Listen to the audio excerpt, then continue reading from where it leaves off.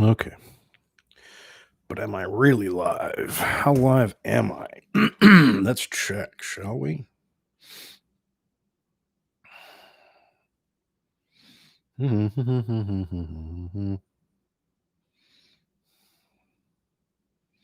Ah, here we go. No, that's not it at all.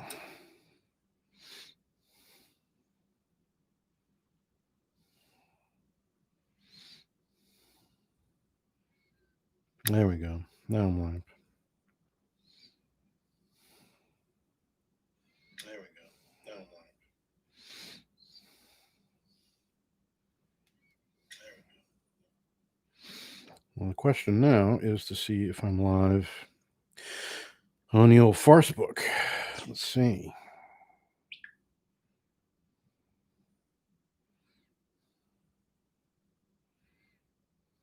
Yeah, well, it's just linking to that. So, okay. Yeah, well, it's just linking to that. So, okay. Question now is my comments waking? No, is my comments waking? All right, let's see.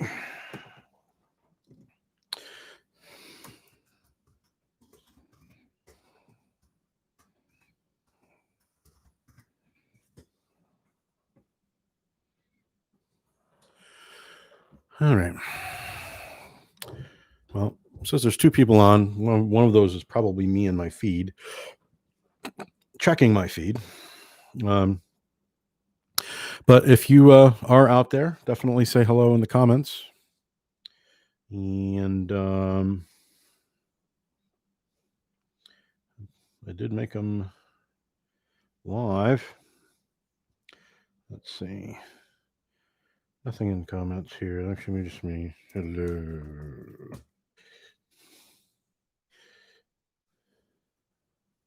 Actually, does that work if I do it that way as well? Or not? All right. Well, if anybody's out there or wants to be out there, it is. Let's see. Yes, I am streaming. It says that. That's true. Blah blah blah. Yes, it's blah blah blah. And I'm starting an air and I'm recording there. So okay. Well, it's about 7:31:36. It's Sunday, January 17th, and we're here on the East Coast. We are in the midst of a 3-day weekend. Martin Luther King Day is tomorrow, Monday. And this will be the last 3-day weekend, holiday wise, for a while, at least until Good Friday, regarding work and all that. For me, currently my university is going to be working on these days because of the way the COVID setup is being handled, and the hybrid learning thing for some people online, offline. There's not going to be a spring break. It's going to be pretty another sort of very highly anxiety filled 3 months until the end of the semester. God knows what's going to happen. You know when I mean, I don't know. I think about what the inevitability is supposed to be. Regarding whether or not we have, I don't know, something, like another shutdown like we did in the spring. Um, you'd think that that would be something that would happen because in the state, if not, well, let's not talk about the whole country right just yet. But the fact that right now our numbers are so stupidly high, I mean, they're I don't know how many times higher than they were in the spring when we were all sheltering in place. Yet, here we are, just kind of everybody going about their day like nothing's going on. Um, you know, it's just kind of boggles my mind.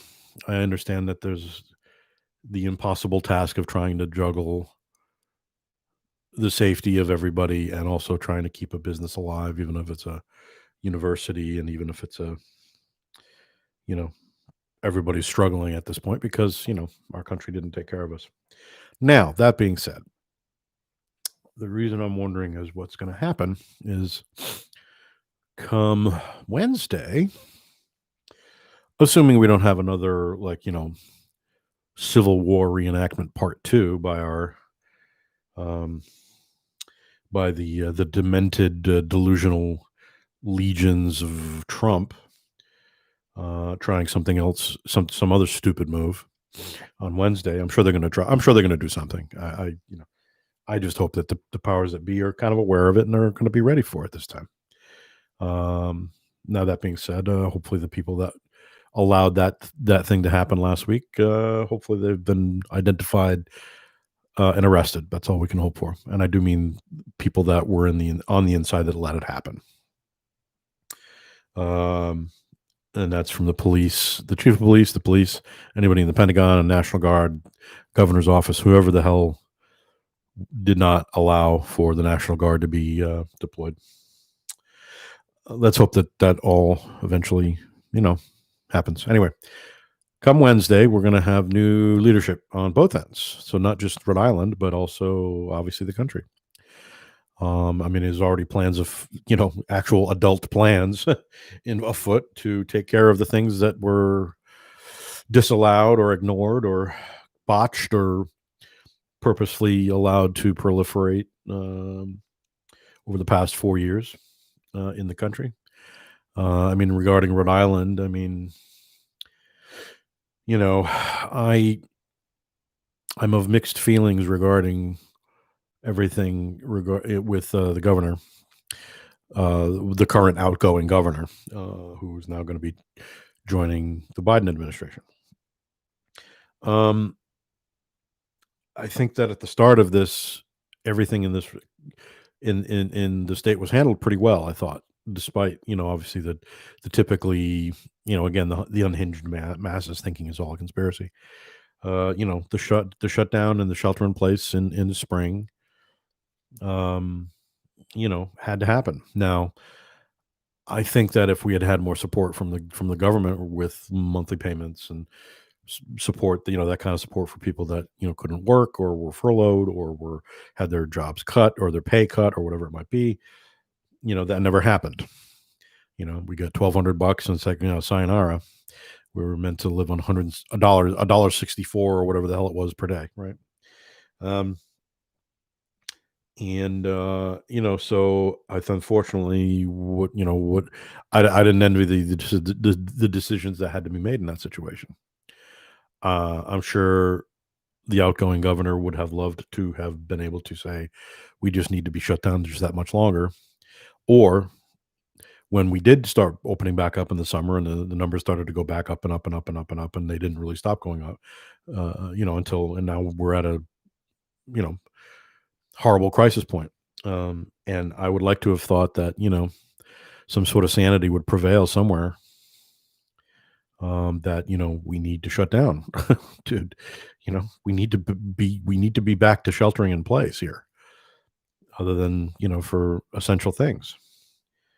But unfortunately, economy wins over human lives apparently in this country at the moment, and so that's where we're at. The mutant strain of it as of today has now hit Massachusetts. It's in New York. It's in Connecticut. We're clearly next. It's just a matter of time. It's just a matter of one person driving over the border, stopping into a gas station or something like that, and bringing it on back, right? So what I'm hoping happens at this point is that with the new administration in Washington, already, it's very clear we're going to get some sort of stimulus of some sort. There are those who are hopefully going to fight for more, more like a monthly kind of stimulus, which would be fucking helpful to a lot of people. Which would make it more potentially plausible to for like say my current job at the university to do something a little, like what they did in the spring, and just go completely offsite for education. Like I know it's not the problem is obviously there's again where there's money involved, it's always a problem. And there's refunds that would have to be made, and a lot of different things happening. And unfortunately, is the situation as it exists. Obviously, the university doesn't want to have that happen, and they're doing everything in their power for it not to happen. However, I, I, you know, I'm nervous. I'm more nervous than I was obviously last spring. I'm in there every day. Not only just me, but a number of people are there every day. And, um, you know, I don't know. It's hard to say. It's really hard to say. Everybody's done a really good job in trying to make everything work under these impossible conditions. But there comes a point where some semblance of common sense has to take over. I've just not seen any of that. I don't know. Again, I understand that people are trying to save jobs and they're trying to save the institution as it is. As you can see, I'm not saying who or what that institution is. Um, but just to know that things are not necessarily in a good place. I don't. I mean, put it this way: I get the cheerleading part. I get the idea that we're going to move forward. We're going to rah rah, and everybody's doing a great job, and we've done such a great job, and blah blah blah. And trying to, I'm not trying to undermine or undercut any of that. However, people that know me also know that I'm a kind of a hardcore realist on a lot of levels. You know, not every level. I have my moments of existing in the mist, if you will. um, not to the degree of our delusional zombie Trump friends, but I just feel like we have to call it what it is, and it's you know until the country decides that the people are worth taking care of, and I do mean on a monthly basis. Then there's the end game is going to be pretty much what I think it's going to be, which is going to be most people out of work. The jobs will have collapsed completely because this country cannot sustain an economy that basically um, enhances a few people's bank accounts, and that's it. It can't sustain it.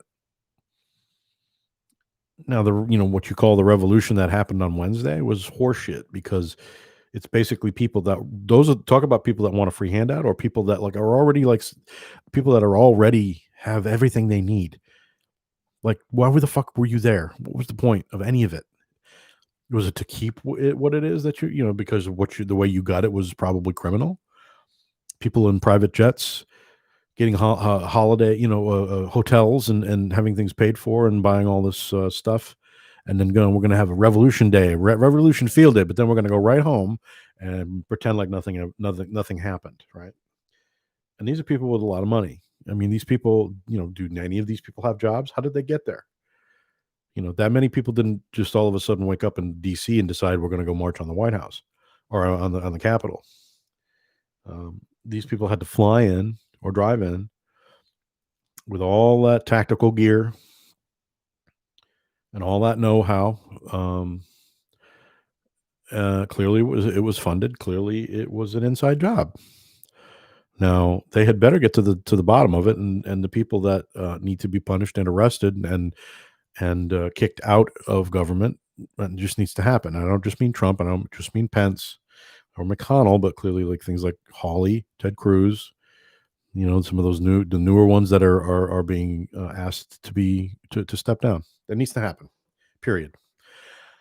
And unfortunately, if this country decides that status quo is more important, like that's truthfully my biggest worry potentially with the Biden administration. Now, that being said, I think there are enough people in the Senate at this point that would hold his feet to the fire. I would also like to hope that Kamala Harris would hold his feet to the fire in the same way. That you can't. These people need to be punished. Otherwise, it's going to keep happening and it's going to happen worse next time. And then the next president that comes is going to be a lot smarter about it, you know? So, you know, I think when it comes down to it, I don't hold a hell of a lot of hope for the human race in general. You know, when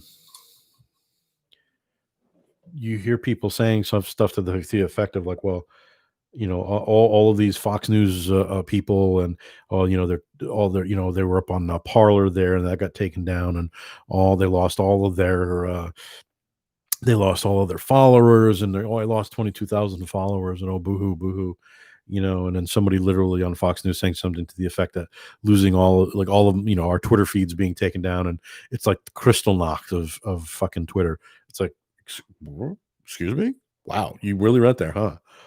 You really likened being kicked off of Twitter with Kristallnacht, where Jews were literally thrown out of buildings and killed. And it started, you know, what we know to be the Holocaust. Are you fucking kidding me right now?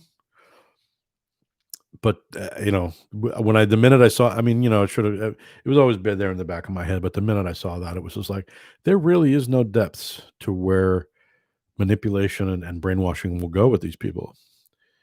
If they're not punished, it's just going to keep happening. It's fucking sick. Um, you know, but the people, you know, the only good thing about it is that the people are very visible now. So if you go out into the world and you see a dipshit with a red hat, or you see some schmuck with a truck, you know, barrel assing his way down with a fucking flag or his stickers or whatever, you know, it's like, oh, there's one. Or you see somebody, you know, not wearing a mask correctly or whatever it might be. Oh, there's one. You know, the real trick will be now to hold those people's feet to the fire, whether they were at the thing on Wednesday or not. You know, doesn't matter to me. You know, you can free speech this idea all you fucking want. Yeah, you can have your free speech. Fine, you do that. But you know something, with the minute, you know, your free speech is very, very, very close to being hate speech, very close to being something not protected. Now, again, you can say and do all the dumbass shit you want to fucking do. And you can throw epithets at people of color or sexual orientation or women or whatever the fuck you want to do. But there's going to be consequences to that, because you know something, people are fucking tired of your shit. You know, they're tired of your shit. Get the fuck over yourself. Get over your whiteness. Get over whatever the fuck happened to you as a child. Get some fucking help. Get some therapy. Take a pill. Whatever the fuck it takes. We're tired of your shit. So, you know, you can puff out your chest all you fucking want, but dude, you know, we're tired of your shit. What is your fucking problem? You know? And one thing that has been bandied about by some of these cretins is you know, oh, people are lamenting tradition and all this kind of stuff. Like, you know, no, it isn't. You're not lamenting anything. You just want things to stay the same way, so that, like, you know, you get to fuck with a black dude, you know, and out in front of his house without getting in trouble. That's what you want. You want to be able to, like, you know, run down a black jogger and shoot him because he's black. That's what you want. That's what you want. That's what you're calling tradition.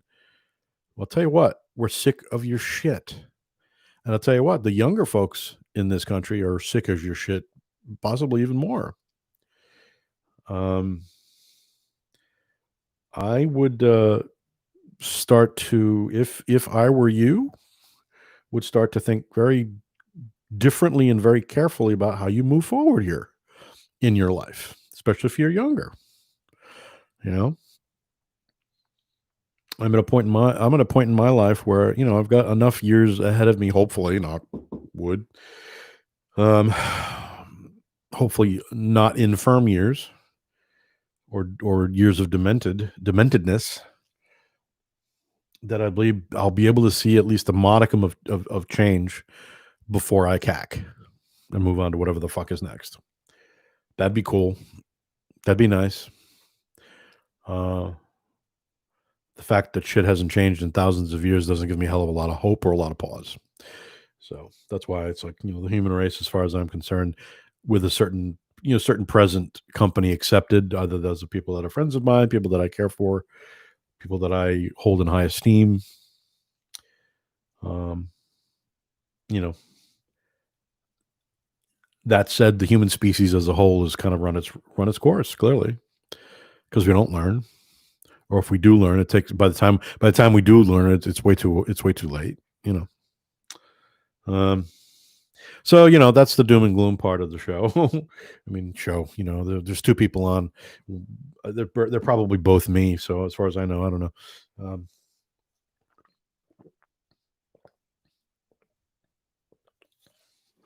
Herba. So actually, I'm curious. I'm gonna go up on the Farce book and see what's happening, if anything.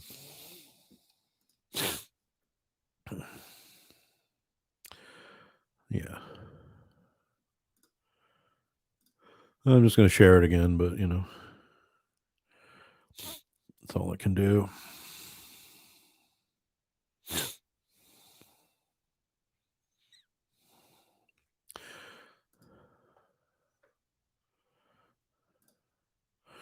Um. So anyway, that's me talking some politics. Again, if you're out there, if you want to chime in, if you're listening, or if not, that's fine. I'm recording this obviously to YouTube, but also separately. So if I have to do any editing, though I'm wicked backed up, I've got a bunch of things that were recorded with Facebook Live that I have to actually do some editing and get up to YouTube. I just haven't quite gotten to it. I had some other work I had to try to finish, and so one of the things that was going on is I couldn't get. I was still having tech trouble with trying to get the YouTube Studio to work with OBS. So I was able to get the mic going, but I wasn't able to get the mic along with my computer audio going. And it's probably something really simple or something stupid that I'm doing. But so unfortunately, I won't be playing any music or anything tonight. Um, I mean, unless I play live, maybe I will. I hadn't planned on it, but who knows? I got my guitar behind me. Maybe I'll strum a few out because I can. Um, I you know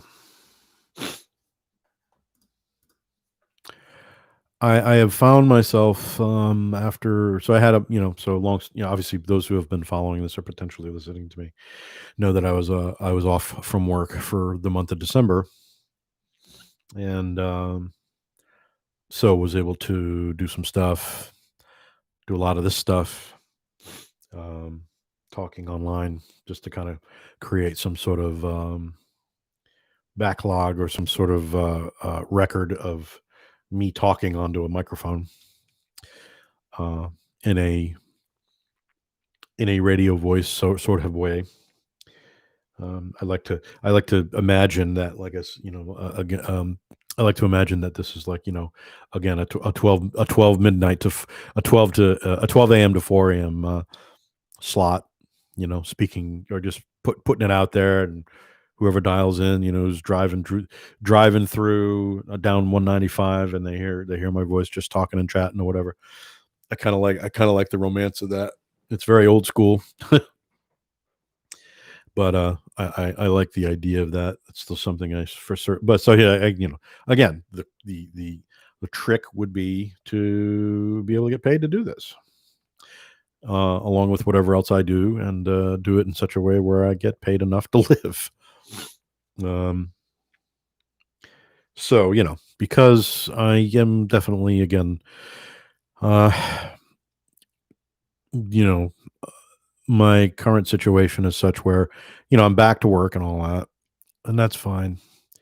I'm just I'm starting to kind of see the red flags like that I got the last long term job I had, um, which would have been my AS 220 days, and those days are those days are fraught with memory loss, but they were also just fraught in a lot of ways. I was very, you know, not in the best way during a lot of that time, which was kind of unfortunate because I did have fun. I did have some fun during that, and it's unfortunately because of the situation, it's a lot of those fun times that I don't remember a lot of, and that's the kind of the tragedy of it. Not all of it, but just enough to be sort of like, God damn it, But basically, the red flags were that after a certain point, I was shattered, physically, emotionally, just not in a good place. I would have been 35. Well, we're talking about, what's today? Was this 2021? Yeah, it would have been, it's about 22 years since I left that job. And and then, I had about 2 years, well, about 2 years off, uh because I couldn't work at the time. And then got the this job in 2000 and applied for it in September of 2001. Got the job in February of 2002. So, we're almost, well, within about a month, because today's the 17th already. Jesus Christ. January's already 2 weeks done. So in a month, I will have been at this job for 19 years. And that will officially have been the longest job I've had, longest run of a single job. Now, you know, one could potentially call this a career, but I'm not making the kind of money that says that this is a career. I don't make enough money. I make just enough money to barely keep things going, you know. And this past year, obviously with COVID, has made it very obvious that I need to look at other areas or things to potentially pay bills and do whatever I got to do. Because if this job goes away, there's not much left there to support me. So I need to figure this out. I need a job on radio, or I need a job doing voiceover work, um, selling selling stuff over the web, on eBay or wherever, on Discogs, records, all that kind of stuff. Still continuing to try and do my production work, and hopefully once everybody's vaccinated, can start the process of opening up the recording studio again down in my house, in my house. So that would be a lovely thing. Um, truthfully, I wish I had more than a month. I mean, the month was enough to kind of reawaken things, kind of wake me up a little bit. Um, but then the follow through is the hard part. The work takes away from my focus to be able to do the things I'd like to do. Potentially do some writing, and I, what that entails, God knows, or what that even means. Writing, we're talking screenplays, we're talking stories, we're talking what? What are we talking about? Podcasts, again, like what I'm doing here. You know,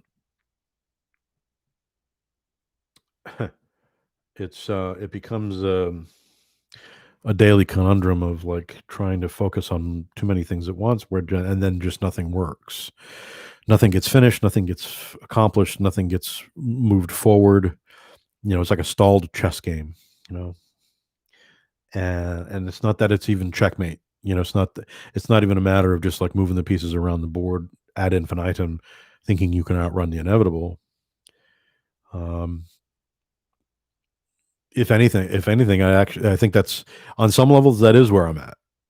I think that is on some levels where I'm at with my current situation. Outside of that situation is a different chess game that's just potentially started. So that's part of the problem. It's like, I haven't I can't wrap up this current chess game yet, for a number of reasons. I just can't just yet. Now, one of the reasons is I want to try to, you know, if I can, make it to 20 years. So I've got another year to try to push through this. Um, but it's one of those things. It's like, I may not make it. God knows I might get sick. The COVID might get me,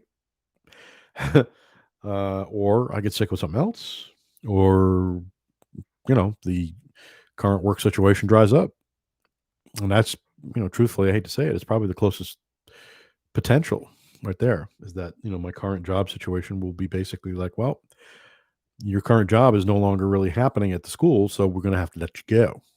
You know, so and truthfully, on some levels, I mean, I hate to say it, but it's like it would actually, I mean, it would finish the chess game. It would force the hand, so to speak. It's like playing poker and chess at the same time. um, Again, I'm not wishing for it because I've still got a lot of things, a lot of bills, and got a mortgage and all that kind of shit, and a car payment and all this kind of dumbass shit. But and there's some things I'd like to pay off first. But it would be helpful, and I'm hoping again it starts to happen. If it all works out over the next few months, we get whatever other stimulus we get, and hopefully we will get something per month. Would be nice. There's a potential now, apparently, for Providence that for the people of Providence might be able to, as a pilot city. Alorza had talked about it. A pilot city for monthly living wage for the city of Providence. It's like, really? Okay. I mean, and so again, this year, if they push it through, Medicare for all. Seems like Biden is flexible on that one. So it's really just still a lot left up in the air. I mean, I'm just hoping that it all does go in the right direction.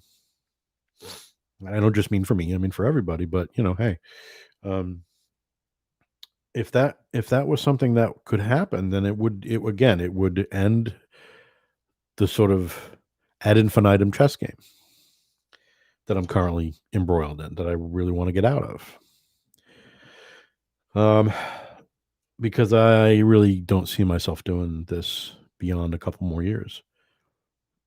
That's where the red flags are coming in. So to go back and circle back around to what I was talking about, my last long term gig, it was it was at an art space. It was but it was a lot of work. It was for me. I was basically inhabiting 4 or 5 different job positions. Because not only because I was there and I just could do it, and it was just easier, and I needed the money and blah blah blah. Problem is that it I it I became exhausted. My work life balance was just not, and yeah, so eventually I had to leave there, and I was leaving there with potential high hopes of doing some other things, and that fell apart. So but the red flags were that, like, I was like, just really feeling caged, and just feeling really stuck, and feeling really kind of like like that the pacing tiger. I would literally pace, when I was doing sound for bands and things up in the booth. I would pace like a tiger. It's like the one thing I do remember. I would drink and drink and drink and pace like a tiger, and be depressed and be crazy and just fucking, and just fucking pace like a tiger. It was insane. Now, some of that I certainly fueled myself. I look back to my consumption of certain things. Again, mostly alcohol, but I was also just I used to drink quantities of caffeinated beverages to the point where I'm amazed. Well, truthfully, I have a feeling that's probably where a certain amount of my GERD issues are right now. That I literally eating away the inner lining of my stomach and my intestines. I used to drink Jolt Cola, per day. I'd probably have about 6 of those. And in between that, I would drink Coke from the bar gun. You know, I didn't drink coffee at the time. I mean, I really don't drink coffee, but I do drink these fucking things. Just, I don't want that to be a plug, but um I think back to that, the amount of caffeine and sugar intake I was doing, what I was doing to myself, and what it seriously was doing to my psyche. I think, and my brain chemistry was just, I can't. Like if I were to ever, like, if I everyone, I've fallen off that particular wagon a number of times, especially when it comes to Coca Cola, and I can feel the difference. I mean, I had one last week where I had a Coke or something, and sure enough, that night, man, the costochondritis situation that I'm in flares it right the fuck back up, and I'm just of an age where I can't do it anymore. And unfortunately, I'm still too stupid to get, again, human species, man. It's completely indicative of how the human species works. We know what's good for us. We know what we shouldn't be doing, but we do it anyway. Because fuck it. And believe me, I definitely have the because fuck it all the time. I'm sure most people do. And the thing of it is there is a place for that. Again, that's another thing that, with COVID and everything that's been happening and that month off, it's like, there comes a point where it's like, I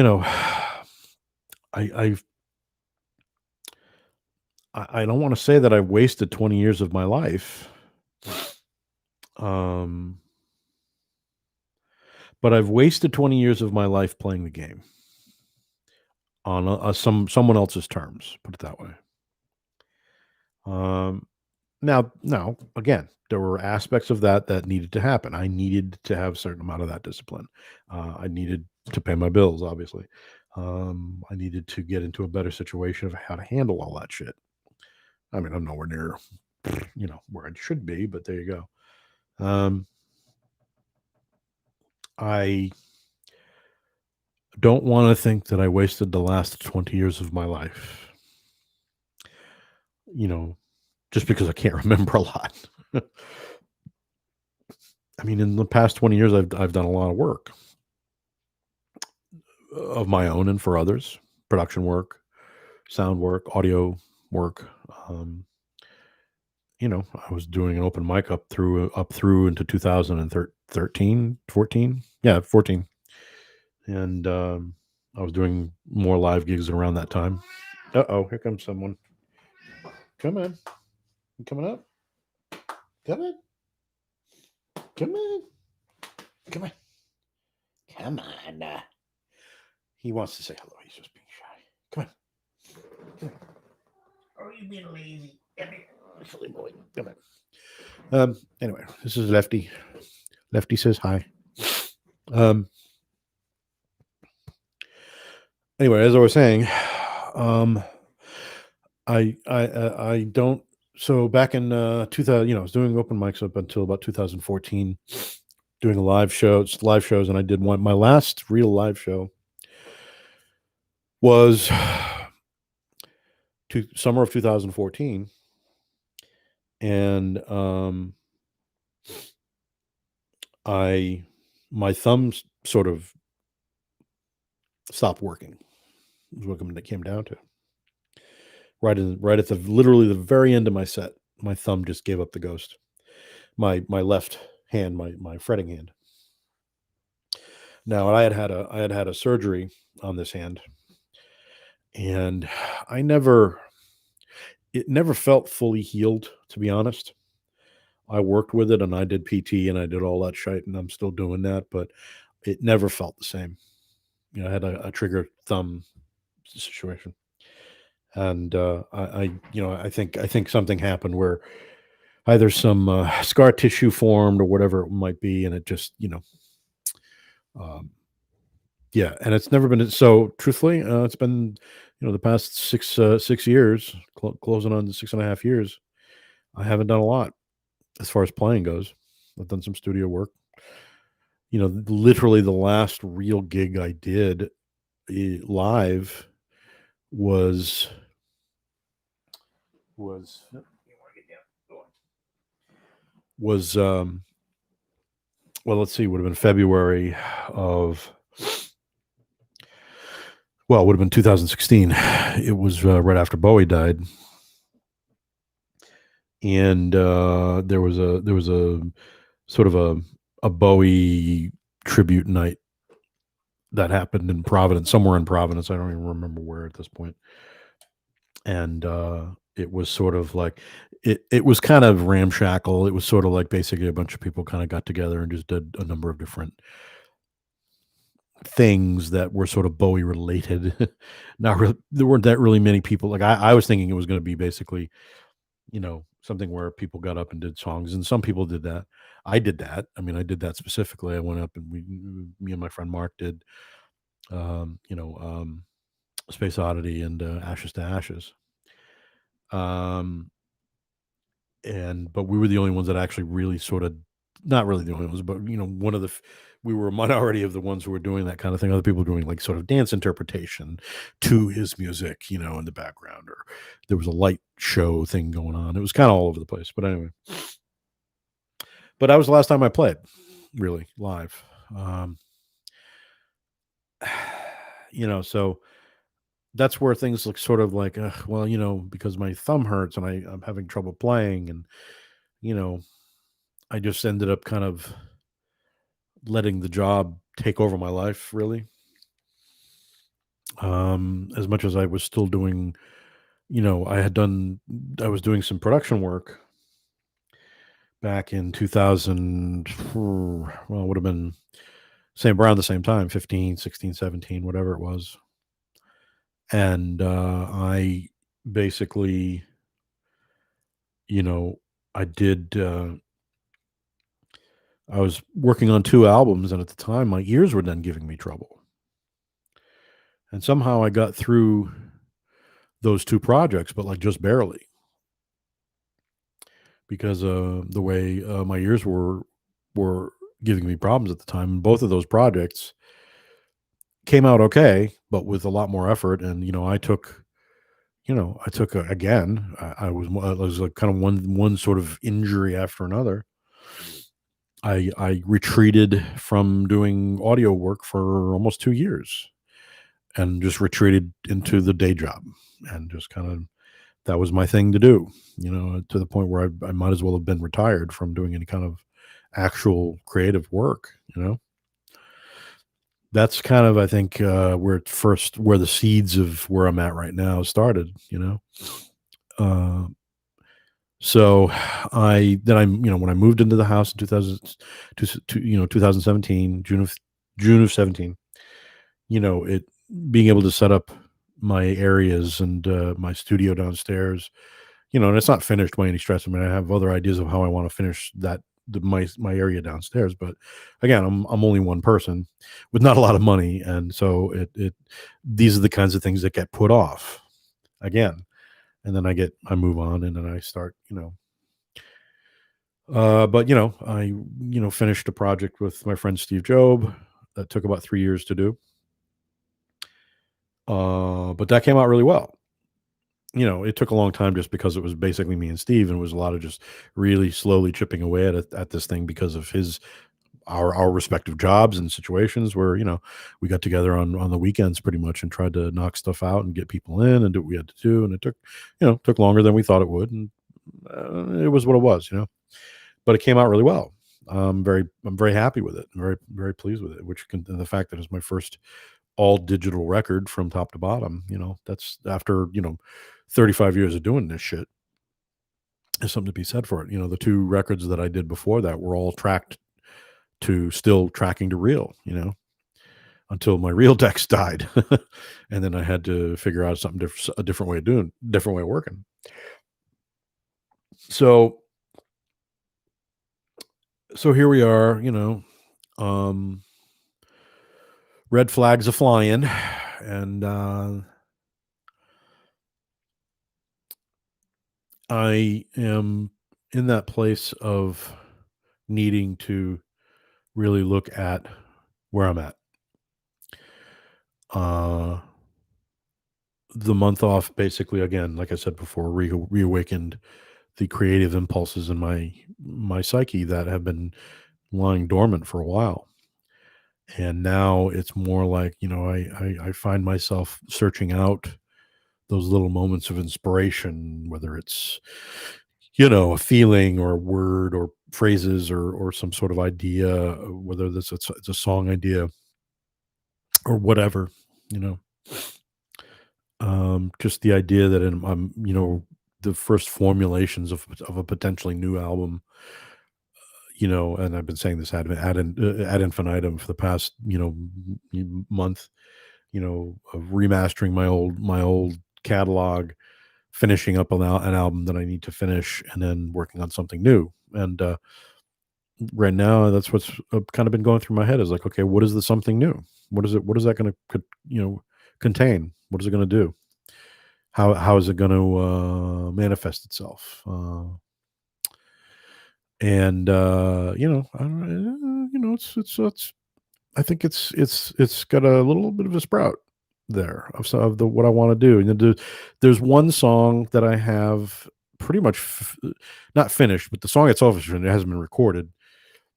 That I'm kind of trying to use as a jumping off point because it's just this. It's a kind of a whimsical little thing about the moon that actually was the last song I actually wrote back in like 2013 or 14 or something for an open mic. And but I like the idea that it's not about my normal sort of proclivity to talk about or write about the vagaries of love and or lack of it. I think I've done that to death at this point. I'm kind of tired of it and tired of listening to it. So I want to do something a little more sort of cosmic and a little more metaphysical and you know weird like that. And so we'll see, we'll see. But but it's just the idea that it's percolating in my head again is a huge thing. I'd like to be able to sit and focus on it, but I can't do that when I have to go to work.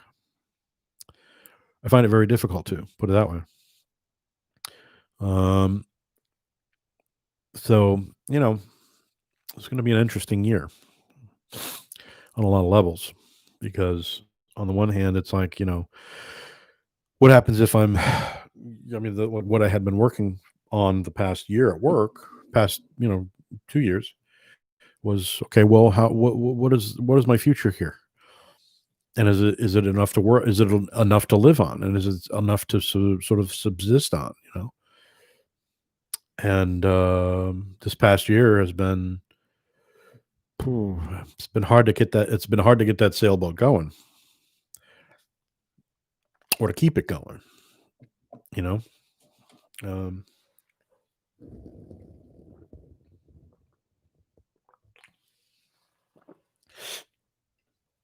and so I don't know. I really don't know how that's all going to work out. Um, so in lieu of doing these chats, I was kind of trying to do once a day. I didn't really do once a day. I probably did all told in December in lieu of 30 days. I probably did about half of that. I want to say, as I put question marks as to the episode number of this. This would be the first one of the new year, by the way. Um, is that true? Wait a minute. No, that's not true. I did one just at the start of the new year. Um. Anyway, but I'm hoping to do at least one of these a week. Probably again, usually either on a Friday or a Saturday night. But because this is the 3-day weekend, hopefully, I mean, I don't know, there may be some people working tomorrow for all I know. But I thought, well, I'm going to use the middle of my particular vacation to do this. Whether anybody wants to listen or not, that's up to them. I can't, at this point, if I were to be doing this, uh, only because a number of people were listening, I wouldn't be doing it at all. because the bulk I've had, a couple of good nights, but most nights have been basically me talking to myself and recording it. So, again, it says there's two people on. I assume one of them is me. If there's one other person that's on, say hello in the comments. They're open, as far as I know. I let them be open. I allowed them to be open. So it's either that or I'm being watched. So I wouldn't be surprised about that either, because I'm a hothead and I talk politics, and like Facebook shut me down again for some reason. Don't know exactly why, but because just I have a feeling that I find it interesting that I get shut down around these fairly political. Like, I was shut down just as that thing was happening last Wednesday, and then it's the same thing. Like, I'm not going to be opened back up until the 23rd, so 3 days after the inauguration. Yeah, that's interesting. So let's try to get my word out however I can. Whatever that word is. Again, people know my politics. It's pretty simple. Um, so, again, because I can't play music tonight, because of my tech issues, unfortunately, so I can't really um, play some things that I might have wanted to play. One of the things that I talked about would be to talk about albums that I that have informed me on a number of levels and things like that. But trying to figure out how do I do that and not without being able to really play any pieces of those albums. Without being able to talk about them. I mean, the only way I could think to do it would be to put a link up if people are interested. Say, oh, look, we're going to listen to this. We're going to listen to this album, and I'm just going to comment over it. But everybody that's there has to turn it on at the same time, whatever, and work off of a specific link on YouTube or whatever it might be, and I'll just comment on it as it goes. So that's one way of potentially doing it.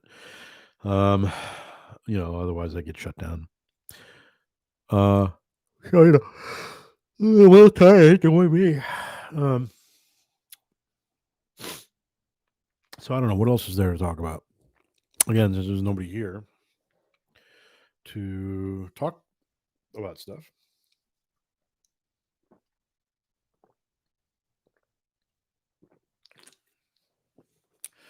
I know. Here's a topic. So obviously, I do a lot of trawling online.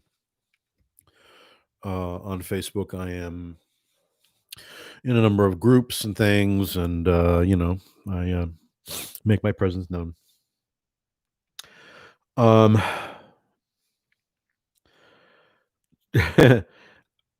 it, what I'm noticing in some of these groups.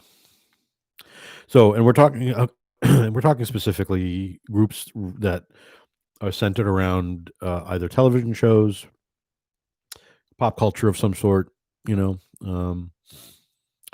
Much of which is very much um, older, classic vintage things that are over 25 years old, right? Some of which are very old, like 60 years old potentially.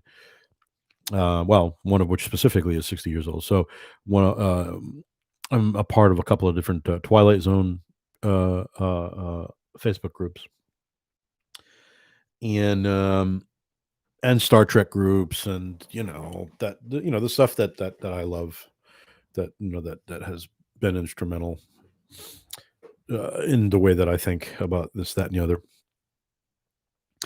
And so what I'm seeing now is very interesting. I'm seeing people making comments about the Twilight Zone or specific episodes, or um, the Star Trek mythology, or movies in general, or oh, I know what it was. There was also one. The one that just pricked up my interest was regarding Kate Bush. Again, being a part of certain groups of musical artists that I like, especially, and there's this idea there, and it's hard to know who these people are. I don't delve into their who they are, or the people that are making these comments, how old they are, or what their backgrounds are. I don't really get into that part of it. I don't really want to know or care. I just want to talk about whatever it is we're part of the group. And they're making comments about specific things about the artwork of it all. So, obviously, those of you who know what the Twilight Zone is, it's not a big spoiler. It's a very, it was a serial type of style show. Each episode was its own little microcosm, its own little world.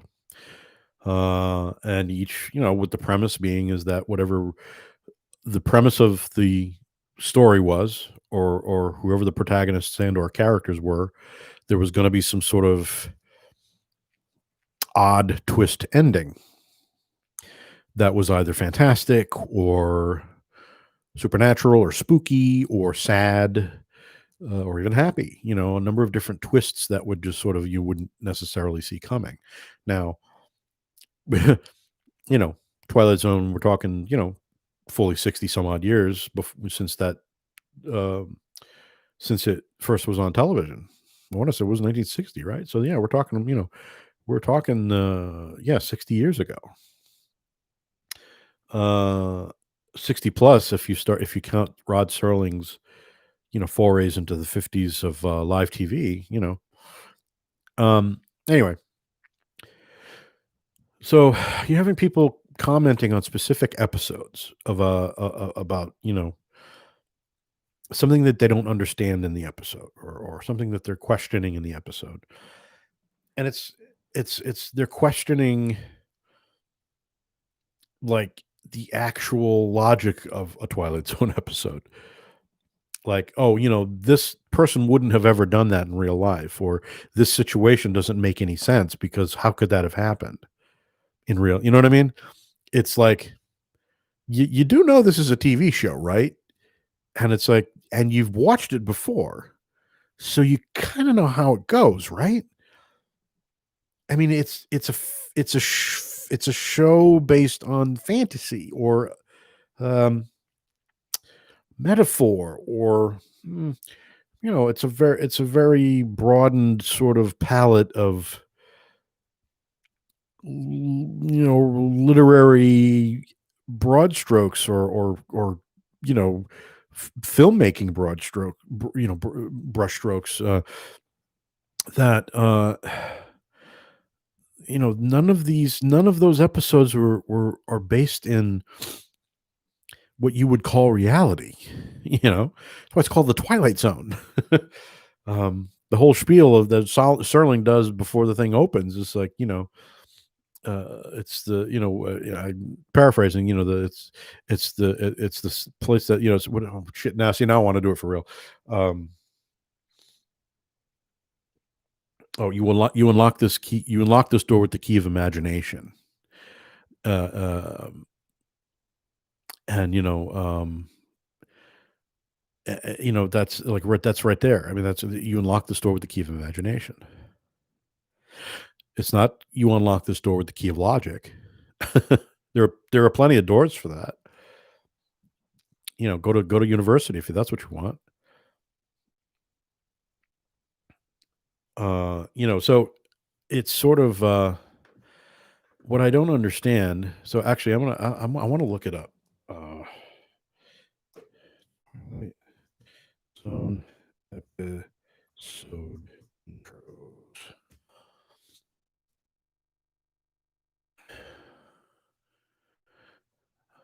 Uh, okay, yeah. So here it is, right?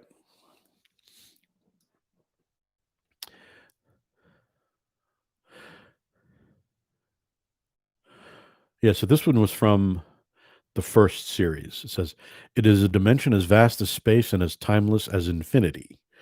It is the middle ground between light and shadow, between science and superstition, and it lies between the pit of man's fears and the summit of his knowledge.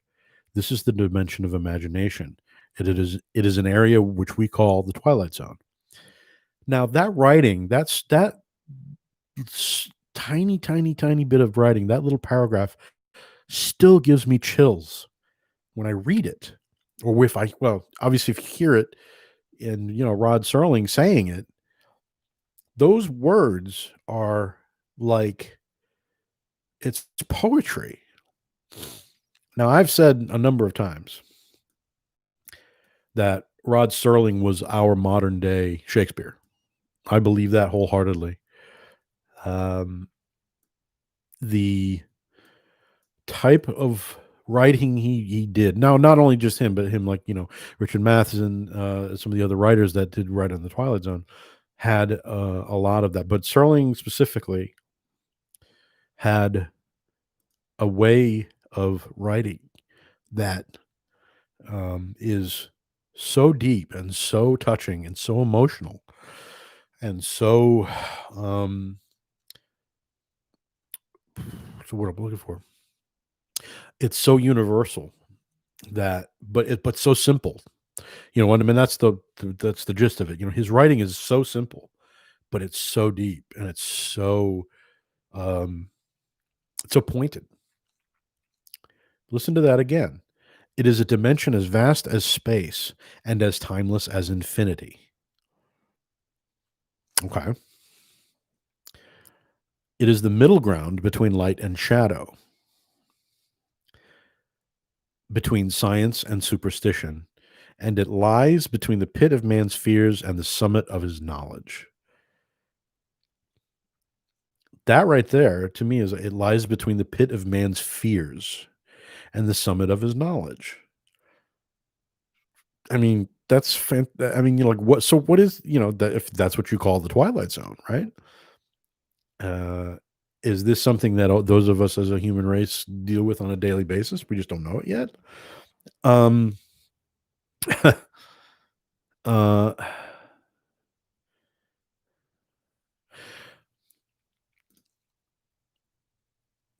the Okay, so actually, here's the opening narrations for season one.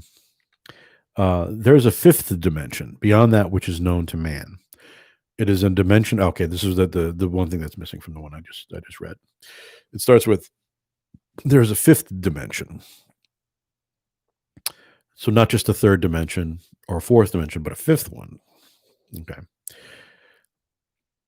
Then there's another alternate opening. You're about to enter another dimension, a dimension not only of sight and sound, but of mind, a journey into a wondrous land of imagination. Next stop, the Twilight Zone. So, I mean, that was to me, that sounded like clearly something that had to be done because somebody said that it needs to be shorter. You know, you're traveling through another dimension, a dimension not only of sound and sign, but of mind. Um, a journey into a wondrous land of it sounds a little frilly. It almost doesn't sound like his writing.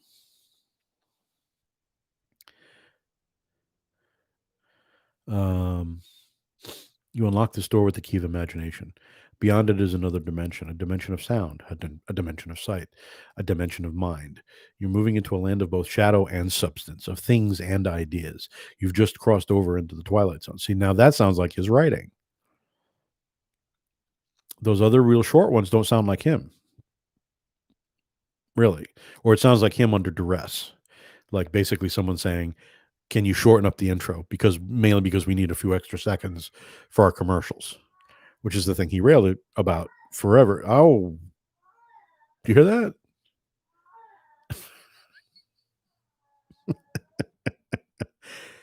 What is up with you, dude? My cat has become so fun. The vocalizations have just been, when he gets so impatient, he just and he just howls like a monkey. Anyway,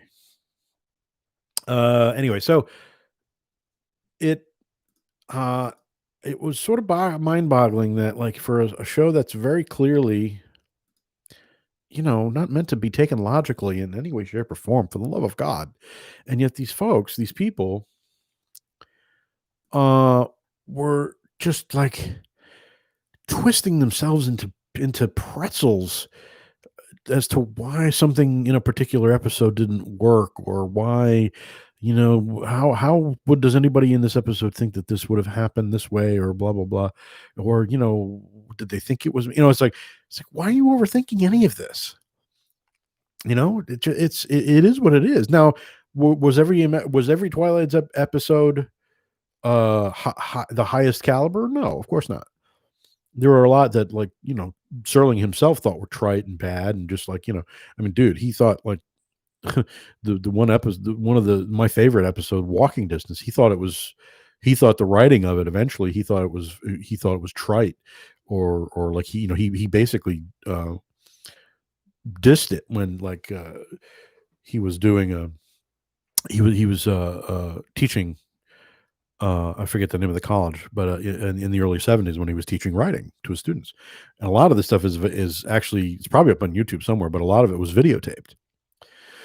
And what they would do is they would watch these Twilight Zone episodes, and they would talk to them, and he would pull them apart as to, like, what made them good or not good. And the one episode that, like, again, is my favorite episode, called Walking Distance. It's, I mean, I suppose if you were to look at it, it's very wistful and nostalgic.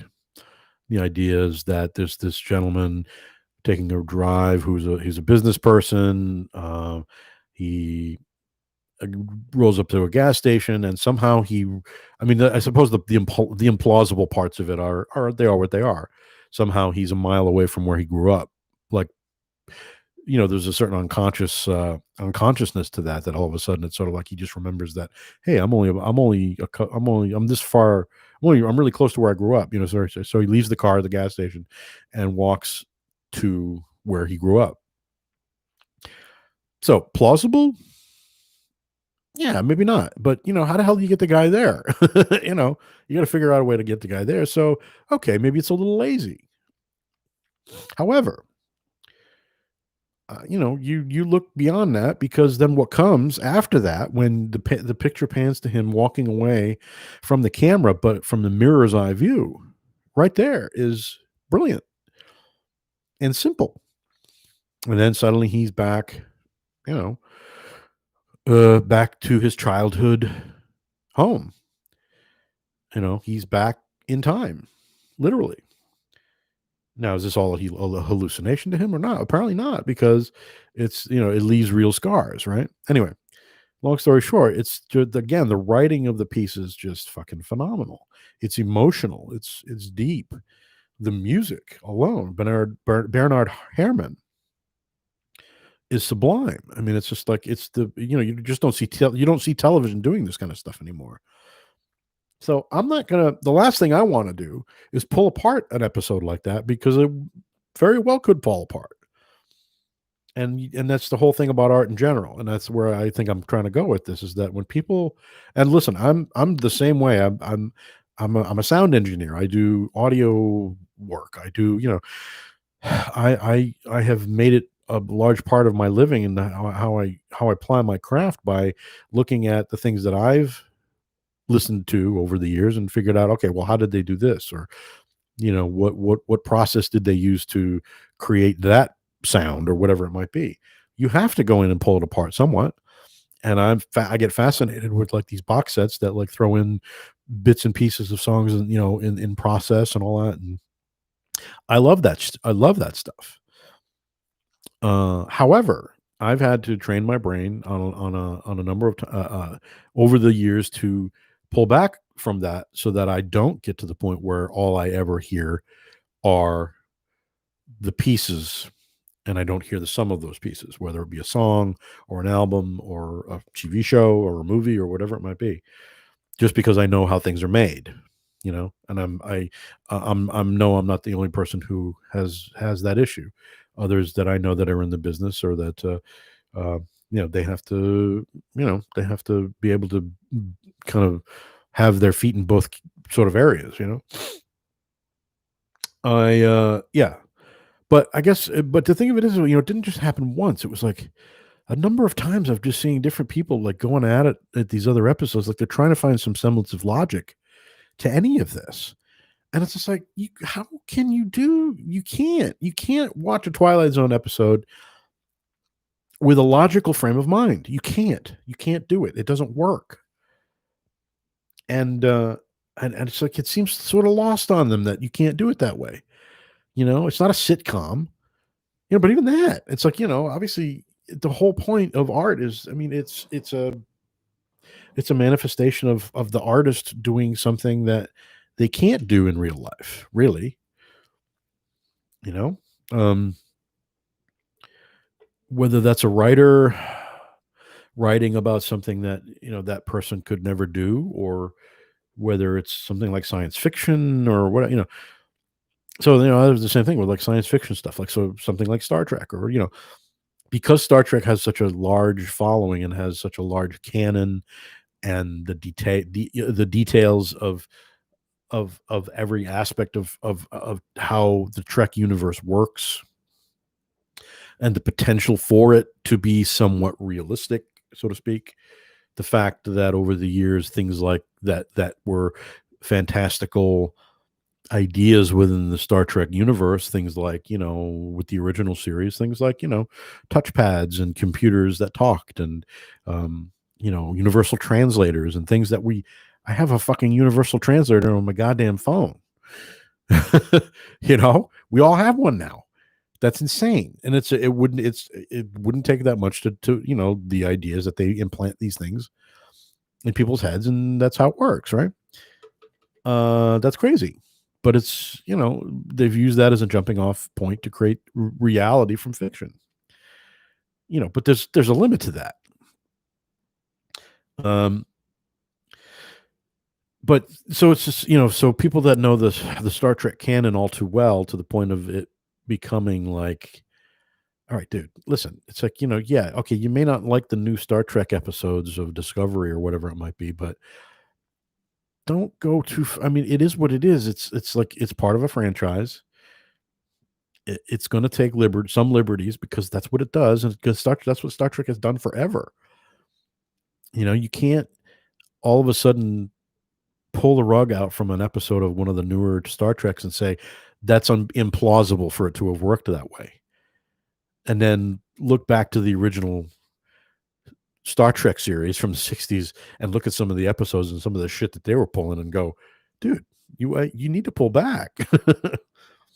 um and then the example for Kate Bush was the 2014 live show she did in England, that the precursor of which, one of the things that was released, was a video which is played as part of the live show but was released separately, is of her doing the song "Little Light," the start of the Ninth Wave piece on the Hounds of Love album, right? So it's her in water, which, again, the premise is that she is the lone survivor of a boat that sank in the middle of the ocean somewhere, and she's all alone, and she's got her life vest on and all that kind of stuff. So that's the picture you have, really, of Kate Bush as this person, looking up to this camera, and singing this song, but singing it live, like she's not lip syncing. And this is, Kate Bush as a 50 some odd, year old woman who hasn't done live work since 1979. So, her facility is different, and potentially probably more challenging, obviously, physically. And apparently, the reality of it is that she caught hypothermia when she was doing this video piece, because she was in this water for so long. Probably by the time she was done, it was freezing, and you can see it in the video. So, like, I don't know, and these are the things that I like to pull apart. Like, I would love to find out, like, what's the log of that? Like, how many takes did it take? Like, how long was she in that water? What take did they use? Because it's a oneer. Like, there's no editing involved.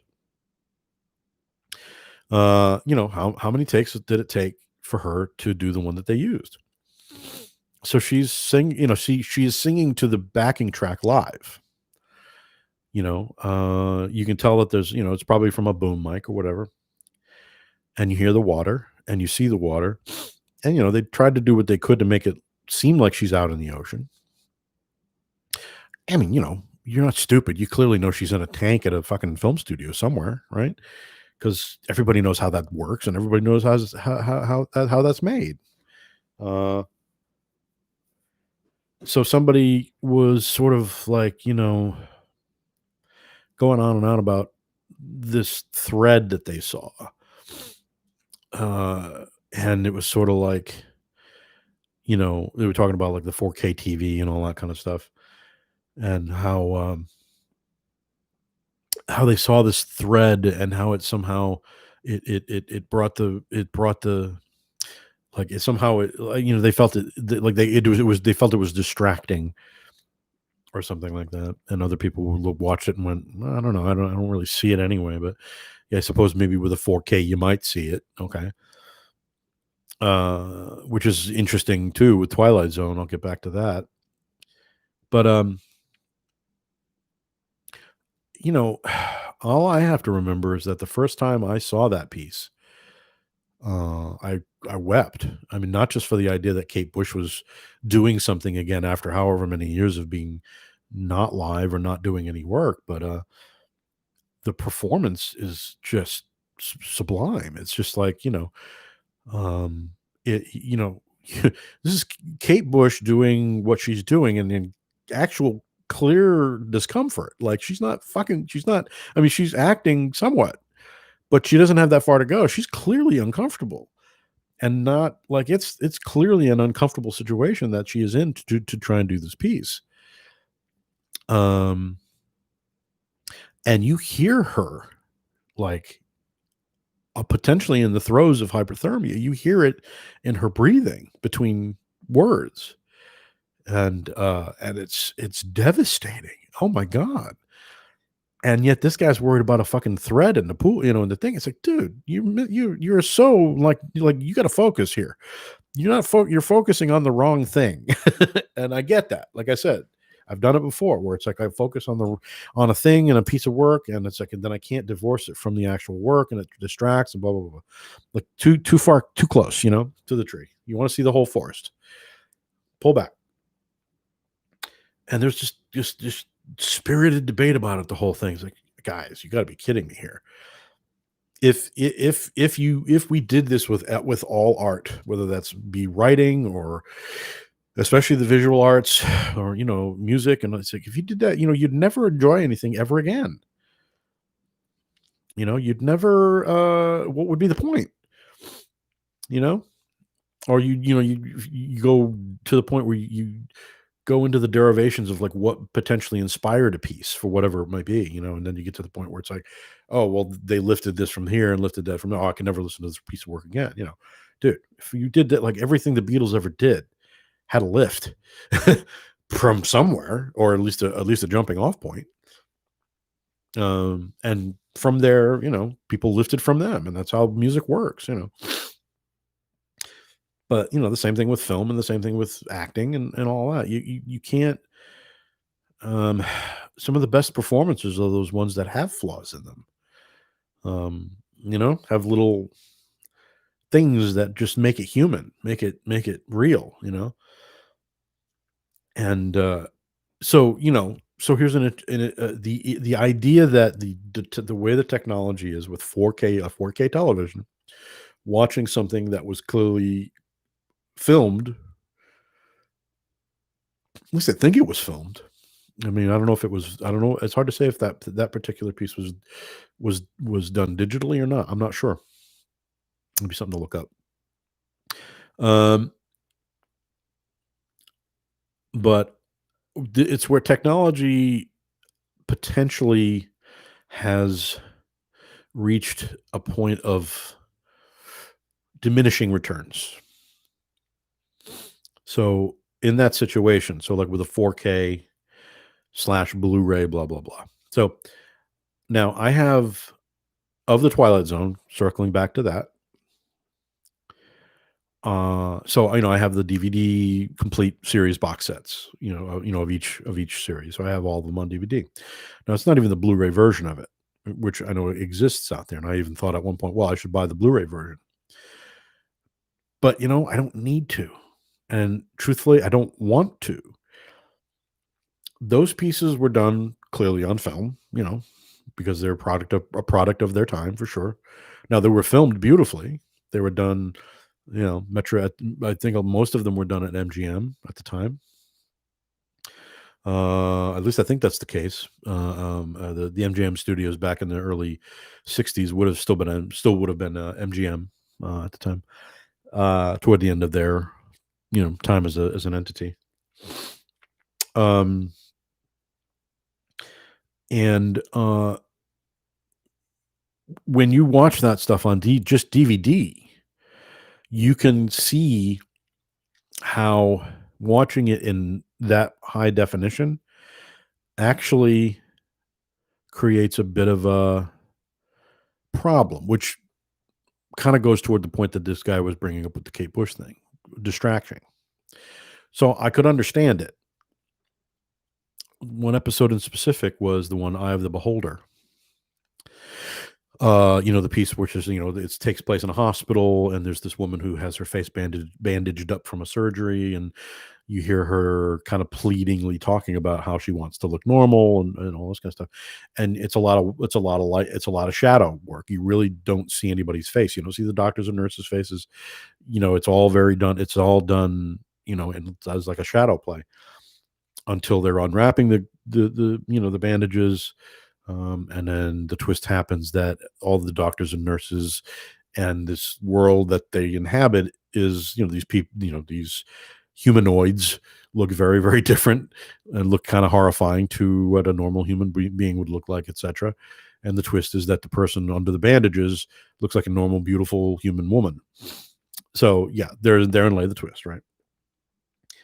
Uh, However, watching it on DVD, you actually are able, within the shadow of a shot, are able to see the makeup already that's on the actors before the twist ever happens, because the definition is that good. And that's just with DVD. It's not even with the 4K version. I can imagine the 4K version just completely gives it away. So that's a problem.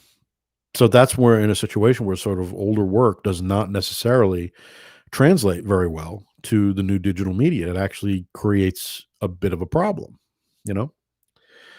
Uh, so I sort of understand where maybe some younger people who've never, they never watched it on television, or they never, watched it from VHS or whatever. They've only ever known it from to be online or in digital form. So that's how they know it. Um, so are we at a situation with technology that we are, again, where are we at, like, with certain things? How far do we need it to go? Do I need to see a Twilight Zone episode done in hologram form in my living room? Mm, not really. It's not something it's not something that I feel would be necessary. Um, you know, there's I see these online polls about Twilight Zone, whether they should be colorized or not, right? And it's just like, no, no. Why would you do that? That's part of, like, truthfully, it's part of why the reboots of the Twilight Zone were sort of very spotty. Like, so the one that happened in the '80s and '90s with Forrest Whitaker, who was who played the host, that, a good choice. And some of those episodes are actually, some of them are redos of some of the stories in the original Twilight Zone, but a lot of it was just like sort of hit or miss, but worthy enough, I suppose. And then the most recent reboot that was done by Jordan Peele from Key and Peele. And same thing. He does the hosting, and it was on CBS. Now, at least the one in the '80s, I believe, I want to say, was only a half-hour episode and not an hour. And I'm not sure of that now. Actually, well, here, this is what I can do. I can look it up. Um,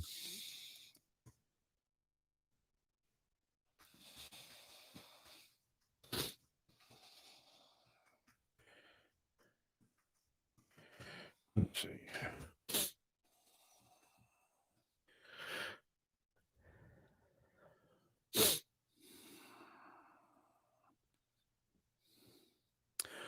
Um, okay, yeah, first series from second series. These were, let me see, how long were they? Running time. Oh, well, okay. So, all right. So this is what happened. So, all right. So the reboot in the 80s, which was 85 to 87, it says there were three seasons. Season one was hour long, or what it says, 45 to 48 minutes.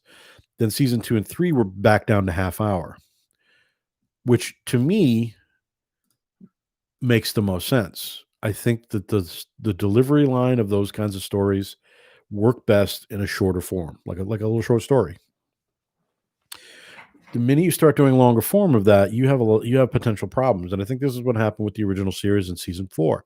Season 4 went to an hour-long format after 3 seasons of half hour, and those episodes in that 4th series are very, they're padded, they're sort of prolonged, there's, like, exposition just, like, over and over again, and they're it's just doesn't hold the interest at all, really. Not I don't wanna say at all, but just it doesn't hold the same type of interest. So then in the last season, season 5, they went back to the half-hour format. I think it works better, and I think that makes sense. Now, the newer one, the one that just came out past couple years, has been an hour-long format. Now, I watched a couple of them. One of the things that is interesting, the fact that they certainly have modernized it. So we're talking modern speech, we're talking a lot of swearing, a lot of sort of, very kind of real sort of R-rated kinds of scenarios. Um, Now I haven't given it a full watch. I watched the first, maybe half of the first series before I kind of went, "Hmm." uh, I wanted to give it a good go. And there were a couple of good ideas, and there was an episode or 2 that were sort of like, "Yeah, those are good." But it was sort of felt like it was just trying too hard. Um, and there was a couple episodes that just sort of like, "Oh, come on, man."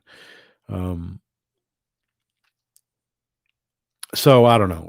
So Twilight Zone to me is like this fixed moment in time that you're trying to capture lightning in a bottle. Like a lot of the best TV shows and movies and things, to try to reboot them is even like you with the same kind of with the same cast. Sometimes it works, but just not a lot, not often. Um, s- Trying to think where I was going with it. I don't know where I was going with it. Anyway, I think what it comes down to is that technology is at this point, I think, to a point where it's at a crossroads of how far do we need to go? Like with audio, like the fidelity of audio, right? You know, the fact that you can do pretty much amazing studio work and sounds, and you can do it in your own living room. Billie Eilish has cornered that, by winning, I don't know, multiple Grammys for stuff that was done in her living room. Um, so there you go. There's that. Same thing with movies. People, bringing movies to the Cannes Film Festival that were filmed on iPhones and well done, and have done a really great job with them. So there you go. So on some levels, the technology has made it so that things like movie making and music making are not something that is as romanticized, because like in the 50s, 60s, and 70s, it wasn't something that was just readily available to anybody. So those that did that, it was a very rarefied kind of situation. So the fact that we all have potential access to these tools has made it so that there's more people out there that could potentially do something amazing. Um, I guess there's good and bad in that, I guess, right? Because you're probably going to get a lot of stuff out there that's not necessarily very good. Um, but then again, you always had that stuff anyway, whether it's backed by a large film company or not. You're going to get a lot of crap. Um, I think what it comes down to is that when you're dealing with art, and when you're dealing with creativity, and the arts in general, or just the creation of any work like that, there has to be a certain suspension of disbelief, no matter what it is you're writing about, and if even if you're writing about something uber realistic, even if you're doing a biography of somebody, where you're talking about real things. I think there's a certain amount of the creative impulse of that has a certain amount of suspension of disbelief. You have to, like, circling around to the start of this conversation regarding the month off that I had and just the reawakening of the creative process. I have to suspend my disbelief on a number of levels because right now I'm steeped in my reality, which is I got to go to work in 2 days, and I don't really necessarily want to. That's the reality of my psyche right now. That's the reality of my current mindset. So the idea to try to somehow retain a certain amount of my creative impulse through going back to work and all this kind of stuff is going to be real tricky. And if I allow myself, or if I don't actively daily do something creative, I'm going to lose the impulse. I'm gonna not be able to suspend my disbelief to think that I can actually do that, or do anything, or go forward, or create something, or not. However, just little things pop up that uh, make me potentially more open minded to the idea that even at my age, I can do something beyond what I'm currently doing. Um, the show that the Queen's Gambit on Netflix. There was a literally just before I came on tonight, and there's a meme that went up. It's got a picture of the actress who's the main role in the thing, and it's from it says the Queen's Gambit has been viewed by 62 million people. The producer, Alan Scott, is on BBC News talking about how it took 30 years with 9 rewrites, and every studio he showed it to said that no one would be interested in chess. Please persevere with that thing you're making. Right? So that's somebody with a singular idea, with like literally singular idea, that he just thought, dude, this is a great thing. And that's on my list of things I want to watch. Brings me back to the whole idea of chess too. So, the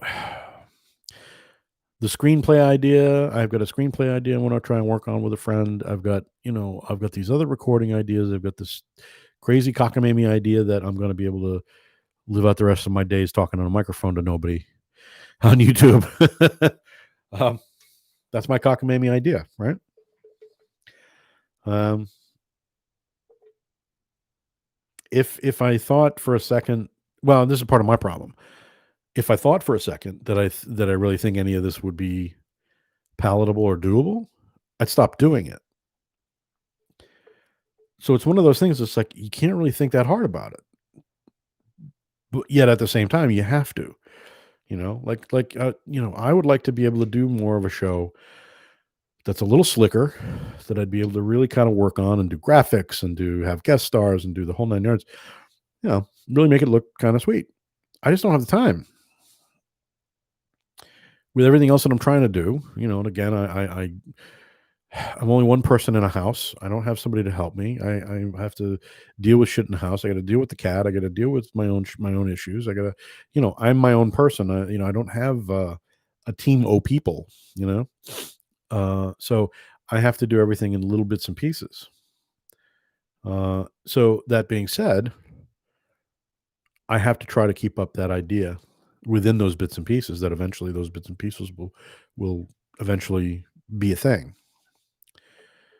And that's all I can do. It's all I can try to do, really. So I don't know. So I've been up here for about an hour and a half. It's about 9 o'clock. There's no one up here. I'm talking to myself pretty much. So I've talked ad infinitum about creative stuff to nobody except myself, but it's recorded, so I can put it up. Maybe some of the things I've talked about will be of interest to other people after the fact. Who knows? Um, so, I'll probably try and do another one of these next week. And, God knows, doesn't take much these days for there to be things to talk about, especially out in the world of the new COVID world. That said, it being Sunday the 17th, we only have a couple more days before. I'm still willing to bet within the next couple of days, suddenly Trump disappears, flies off somewhere because he knows what's coming. He's got. There's every real possibility that if he stays in this country, he's going to get arrested. Like the minute he's like no longer president, like they're going to be waiting for his ass.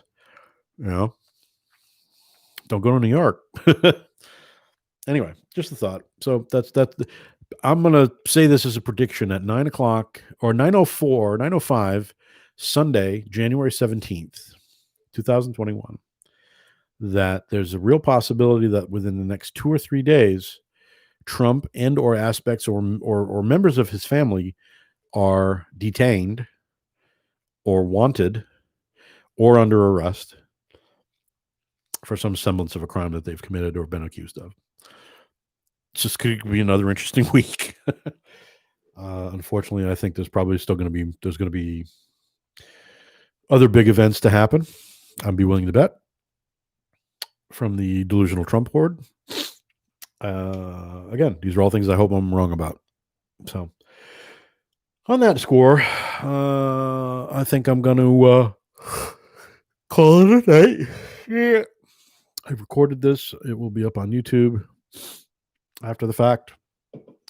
There can't be anything they could flab me about, as I haven't played any kind of copywritten anything, so there should be no copyright holds on this. So on that score, I think I am going to shut her down. So hopefully anybody that watches this later on and actually gets this far into the into this episode, well, thanks for listening this far in. But next time, if you see me live, come up and say hello, even for a few minutes. Anyway, I'm out. I will hopefully see you next week, probably again, either Friday or Saturday. And we'll talk about whatever the hell there is to talk about then. I'm sure there'll be something. All right, folks. Have a good night.